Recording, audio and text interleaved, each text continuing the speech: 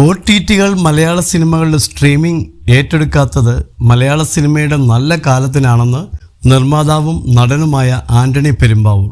OTT ഇല്ലാതെയാവുന്നതോടുകൂടി മലയാളത്തിൽ നല്ല സിനിമകൾ ഉണ്ടാവുന്നതിനുള്ള ശ്രമങ്ങൾ നടക്കുമെന്നും ആന്റണി പെരുമ്പാവൂർ പറയുന്നു. മലയാളത്തിൽ നല്ല സിനിമകൾ ഉണ്ടാകുന്നതിന് വേണ്ടി വലിയ ശ്രമവും OTT ഇല്ലാതാവുന്നതോടെ നടക്കും. തിയേറ്ററുകളിൽ ഉടമകൾ മുടക്കിയത് കോടികളാണ്. അത് തിരിച്ചു കിട്ടാൻ വഴിയൊരുങ്ങും. ആയിരക്കണക്കിന് ആളുകളുടെ ജീവിതവും മെച്ചപ്പെടും.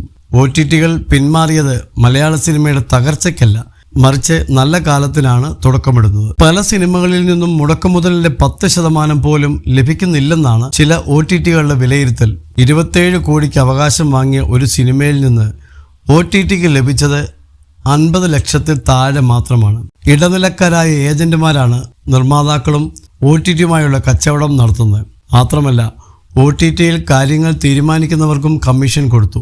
ഇത്തരത്തിൽ പരിധി ലംഘിച്ചതോടെയാണ് ഇനി സിനിമ എടുക്കേണ്ട എന്ന തീരുമാനത്തിലെത്തിയത്.